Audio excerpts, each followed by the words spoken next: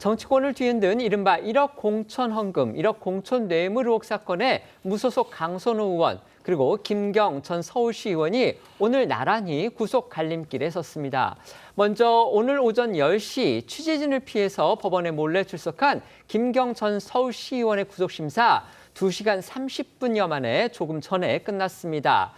바로 뒤인 오후 2시 30분에는요, 강 의원이 출석을 해서 구속 필요성을 놓고 법원의 판단을 받게 됩니다. 양측의 입장이 완전히 엇갈리고 있죠. 그런 만큼 법원이 어떤 결정을 내릴지 주목되는데요. 관련 내용 소개해드리겠습니다. 네, 이번 사건은 김경 전 시의원이 지난 2022년 지방선거를 앞두고 강선우 의원에게 공천을 대가로 1억 원을 건넸다는 의혹입니다. 앞서 강 의원이 당시 민주당 김병기 의원과 1억 원의 처리 방향 등을 논의하는 녹취가 뒤늦게 공개되면서 의혹이 급속히 확산됐는데요. 이 두 사람이 받는 혐의는요, 정치자금법과 청탁금지법 위반, 또 배임수증죄 혐의로 이 배임수재와 배임증죄 혐의는 부정한 청탁을 전제로 금품을 주고받을 경우 적용됩니다. 경찰은 지난달 5일 김 전 시의원과 강 의원에 대해 구속영장을 신청을 했지만 검찰의 영장 청구 검토 그리고 국회에 강선우 의원 체포동의안 처리 등의 시간이 걸리면서 오늘에서야 이 영장 심사가 열리게 됐습니다. 두 사람이 필요적 공범 관계로 영장이 함께 청구된 탓에 한 사람의 신병 처리 결과가 다른 쪽 판단에도 영향을 미칠 수 있는 만큼 법원은 양측 주장을 모두 들은 뒤에 결론을 내릴 것으로 보입니다.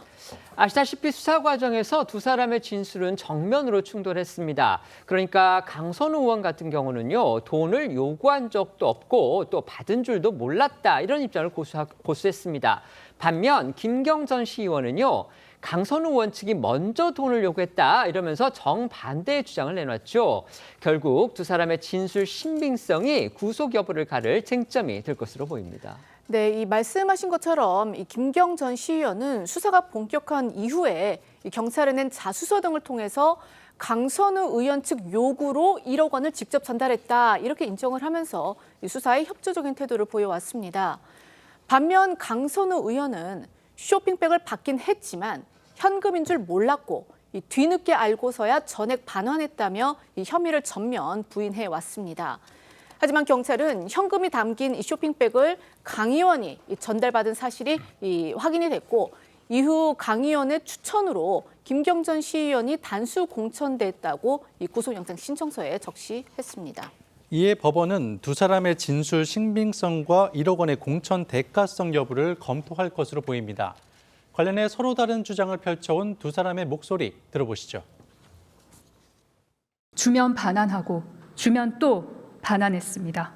1억은 제 정치 생명을, 제 인생을 걸 어떤 가치도 없습니다.